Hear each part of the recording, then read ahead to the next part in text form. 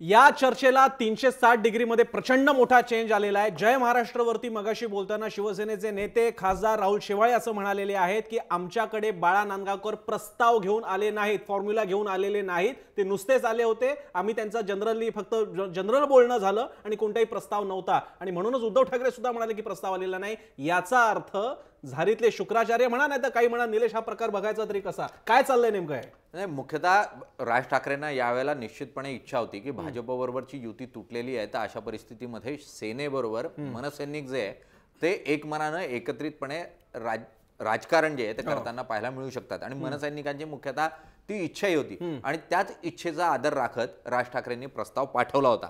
मात्र आता प्रस्तावच आला नाही म्हणजे किती झिडकारावं याची परिसीमा आहे। मातोश्री असो किंवा मातोश्रीचे वेगवेगळे जे नेते असो त्यांच्या माध्यमातून ज्या स्वरूपात बाळा नांदगावकरांनी पाठवलेला प्रस्ताव झिडकारला, राज ठाकरेंचा प्रस्ताव झिडकारला, आता राहुल शेवाळेंसारखा नेता थेटपणे म्हणतो की असा कोणता प्रस्तावच नव्हता। याचा अर्थ स्पष्ट आहे की मातोश्रीला आता कृष्णकुंजला कोणत्याही परिस्थितीत जवळ करायचं नाही। ज्या 10 वर्षामध्ये कृष्णकुंजने पर्यायी व्यवस्था उभी केली राजकारणामधली आणि उद्धव ठाकरेंच्या राजकीय अस्तित्वाला एक चॅलेंज केलं, त्यांना आता बरोबर घ्यायचं का हा मूळ प्रश्न मातोश्री समोर दिसतोय आणि त्यातून मातोश्री आता थेटपणे हा प्रस्तावच आला नाही अशा स्वरूपाचं वक्तव्य करून हा पूर्ण विषयच बंद करण्याचा प्रयत्न करते। मी संदीप आणि अतुल लोणेंकडे जाण्यापूर्वी आता राऊत सरांकडे जातो। राऊत सर, तुम्ही हे राजकारणही बघितलंय आणि शिवसेनेतून सुद्धा बघितलेलं आहे। या प्रकाराला अनेक कंगोरे आता फुटत चाललेले आहेत। जर का राज ठाकरे स्वतः उद्धव ठाकरेंची भावाच्या नात्याने थेट बोलू शकत असताना नांदगावकरांना पाठवायचं कारण काय? बरं, पाठवलं ते पाठवलं, नांदगावकरांना डिसोन करतायत शिवसेनेचे, तोंडावर म्हणतायत आमची भेट झाली पण प्रस्ताव आला नव्हता। याच्या मागचं इंटरप्रिट तरी कसं करायचंय राजकारण? जे आता निलेशने सांगितलं तेच इंटरप्रिटेशन आहे की शिवसेनेला आता कुठल्याही परिस्थितीने निदान या निवडणुकीमध्ये कुठलंही परमनंट सोल्युशन राजकारणात नसतं। Nobody is permanent friend and nobody is permanent enemy, only self interest is permanent असं मानलं जातं। तर त्याच्यामुळे त्यांना आत्ता राज ठाकरेंच्या जवळ जाण्याची त्यांना गरज वाटत नाही, राजा तसं नसावं अशी त्यांची सरळ म्हणू शकतात की प्रस्तावाला आम्ही तो नाकारतोय, ते प्रस्तावच नाकारतायत। बरोबर आहे, हेच नाकारतायत, ही सुद्धा एक स्ट्रॅटेजी आहे ना। प्रस्ताव आला पण आम्ही तो नाकारतो आहे असं म्हणणं नाही, ह्याच्यामध्ये पुन्हा आम्ही नाकारतोय असं होतं। आता प्रस्तावच आला नाही असं म्हटल्यानंतर पुढचा प्रश्न नांदगावकर आता तोंड कशी पडले? एक असं बघा, कुठल्याही कमिटीमध्ये असतात नाही, कुठलाही जर ठराव जेव्हा नाकारायचा असतो ना तो नॉट टेकन असं करतात म्हणजे तो आलाच नाही असं सगळे म्हणून जाहीर करून टाकतात। तसं आहे, नॉट टेकन आहे, त्यामुळे प्रश्नच मिटला। ही अतिशय चांगली खेळी शिवसेने खेळली। फक्त मला एकच ह्याच्यामध्ये वाटतं की या सगळ्याचा फायदा हे शिवसेना आणि मनसे याच्यामध्ये आता जे फ्यूड झालं, कधी शिवसेना आणि मनसे एकत्र आली असती तर कधी राज ठाकरेंची अशी गणित असतील की त्याचा फायदा या दोघांना होऊ शकेल। हे एकत्र न आल्याचा सर्वाधिक फायदा, आता एकत्र न आल्या ज्या पद्धतीने परत फुटली त्याचा सर्वाधिक फायदा हा भाजपला होण्याची खूप शक्यता आहे आणि तसा तो घेतील, कारण यांच्यातच एकवाक्यता नाही, काँग्रेस आणि एनसीपीला कोणी विचारतच नाही, तर मग त्यांच्याशिवाय पर्याय नाही। अशा तऱ्हेचं चित्र याच्या पुढे जनतेच्या मनामध्ये, मतदारांच्या मनामध्ये हे रुजलं जाईल। नाही, पण प्रसन्न या ठिकाणी एकच गोष्ट सर, जसं तुम्ही म्हणालात, जर राज ठाकरेंचा प्रस्ताव आत्ता तात्कालीन स्वरूपामध्ये म्हणजे भाजपला दूर ठेवण्यासाठी म्हणून उद्धव ठाकरेंनी स्वीकारला, तात्कालीन फायदा निश्चितपणे होईल। मराठी मतदार हा एक गठ्ठा शिवसेनेच्या बाजूला आणि मनसेच्या बाजूला येईल, त्यातून ताकीद निश्चितपणे वाढेल। मात्र त्यातून शिवसेनेसमोर आणि उद्धव ठाकरेंच्या नेतृत्वासमोर दीर्घकालीन जे प्रश्न तयार होतील त्या प्रश्नांचं काय, हा प्रमुख प्रश्न जो आहे तो या ठिकाणी निर्माण होताना पाहायला मिळतो।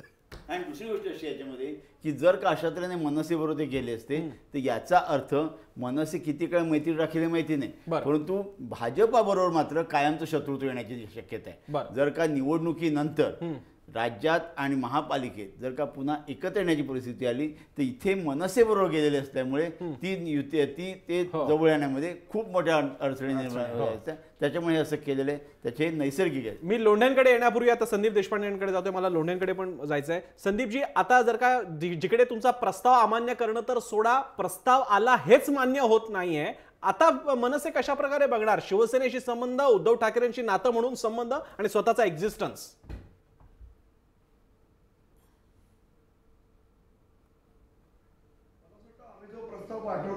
पॉलिटिकल प्रस्ताव होता, कुठल्याही नातेसंबंधाचा प्रस्ताव नव्हता. नंबर 2, प्रसन्न तुम्ही असं म्हणालात की राज ठाकरे डायरेक्ट फोन करून बोलू शकत होते उद्धव साहेबांशी, मग का नाही ते बोलले? तर मला असं वाटतं राजसाहेबांनी त्यांना फोन केला होता, त्यांनी फोन रिसिव्ह नाही केले म्हणून बाळा नांदगावकर साहेब तिथे जाऊन त्यांना भेटून आले. पण ऑल सेड अँड डन जे झालं तो इतिहास झाला, जो झाला तो. जर त्यांना युती करायची नसेल तर आम्ही जो संघर्ष आता नाही. संदीपजी मला एक सांगा, संदीपजी जेव्हा उद्धव ठाकरे प्रचंड सिरियस आजारी होते त्यावेळी ज्या उद्धव ठाकरेंच्या शेजारी गाडी चालवत ज्यांना मातोश्रीवरती घेऊन आम्हाला बंधुप्रेम सगळ्या महाराष्ट्राला दिसलं होतं, असं काय बिनसलं की आपल्या भावाचा आलेला फोनही घेऊ नये उद्धव ठाकरेंनी?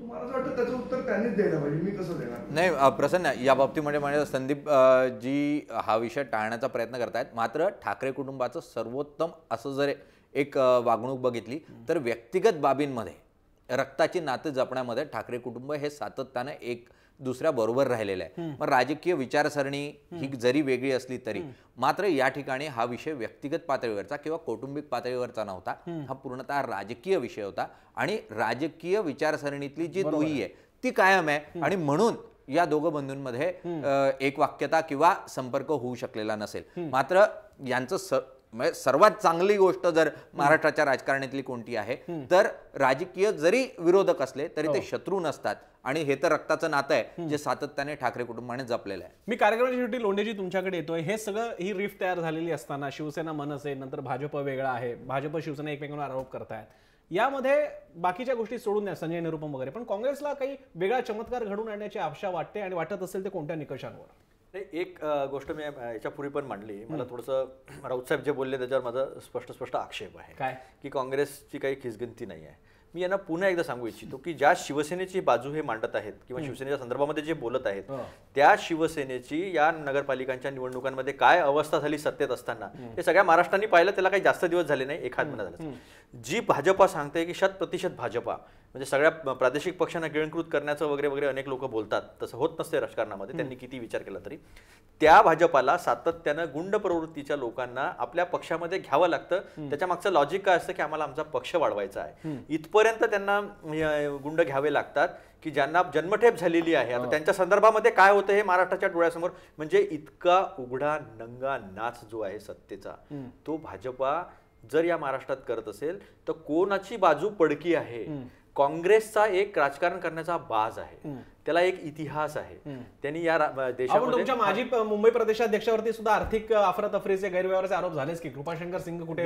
मी आपल्याला आता सांगतो की आपल्या चॅनलवर एक बातमी सुरू आहे इथे. आरोप करण्याची जी पद्धत आहे ना ते सिद्ध करून पण दाखवावे लागतात. आता हे विनोद राय कॅग होते, control auditor general of India होते, हे आता बीसीसीआयचे अध्यक्ष होणार अशी बातमी येत आहेत. म्हणजे कुठेतरी कंपॅन्सेट होत आहेत. विरोधामध्ये असताना अशा पद्धतीच्या खेळ्या ह्या यांनी गेली 40 वर्ष केलेल्या आहे. मी आपल्याला सांगतो ज्या अलाहाबाद कोर्टाचे जज होते जगनमोहन सिन्हा यांनी इंदिरा गांधीजींच्या विरोधामध्ये निर्णय दिला होता जो नंतर सुप्रीम कोर्टामध्ये टिकला नाही.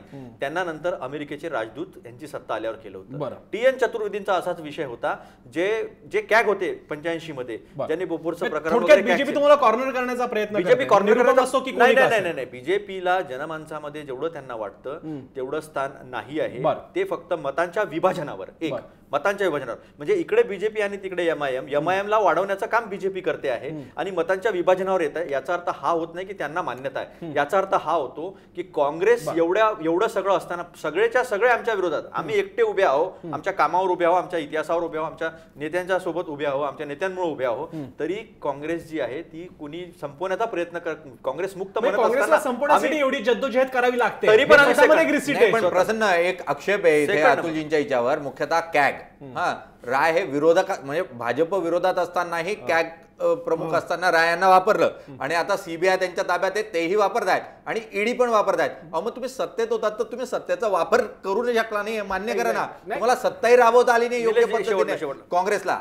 बरोबर आहे, निलेशजींचं बरोबर आहे. अशा पद्धतीनं सत्ता जर राबवली असती तर हे लोकशाहीच्या ह्या वेगवेगळ्या संस्था ज्या उभ्या झाल्या यांची जी ऑटोनॉमी होती आणि ही लोकशाही जी प्रगल्भ होत गेली ती प्रगल्भ झाली नसती निलेशजी. अशा पद्धतीनं एवढं इंटरफिअरन्स करणं न केल्यानंतर सुद्धा काही लोकांनी असं म्हटलं की इट्स अ केज पॅरट, असं म्हटलं होतं. बरं. आता लोकांच्या लक्षामध्ये येत आहेत की ही लोकशाही उभी केली, हा देश जो एवढा मोठा उभा केला, हा देश उभा करण्यामागे त्या संस्थेची स्वायत्तता जपणं, एकूणच संघटनेला धरून चालणं, काँग्रेस या सगळ्या गोष्टी काँग्रेसला या सगळ्या खेळामध्ये, लोंढेंच्या बोलण्याचा सर म्हणजे या सगळ्या खेळामध्ये तुम्ही किती कौतुक करा, भाजप, काँग्रेस, सेना, मनसे वगैरे, पण काँग्रेस स्वतः यामध्ये एक शक्ती ठेवणे आणि ती आहे, खरंच आहे. दुसऱ्या नंबरवरती काँग्रेस आहे. जय महाराष्ट्राच्या सर्व्हेमध्ये सुद्धा तिसऱ्या नंबरवरती आम्ही काँग्रेसलाच आकडे दाखवलेले आहेत. भाजप, सेना नंबर 1, नंबर 2 भाजप आणि 3 नंबरवरती खरंच काँग्रेस आहे. त्यामुळे खरं आहे काँग्रेसला आपल्याला इतकं बाजूला पकडून चालणार नाहीये. पण सध्या आजच्या एपिसोड पुरता मनसे आणि शिवसेनेमध्ये प्रस्ताव दिला गेला, घेतला गेला नाही, मुळात सादरच झाला नाही, या सगळ्या प्रकरणामुळे एक मात्र नक्की, टाळी वाजवण्यासाठी हात तरी उचलले गेले होते का यावर शंका आहे. आता याच्या पुढे काही होणार आहे का, मागून काही चर्चा होणार आहेत का, ऍडजस्टमेंट होणार आहेत का, याकडे बघणं गरजेचं राहील. पण तुर्तास सध्या तरी हा खेळ आता सुरू झालाय, त्याकडे आपल्याला बघायचंय. सगळ्यांचे आभार चर्चेमध्ये सहभाग देण्यासाठी. इथेच थांबूयात. जय महाराष्ट्र.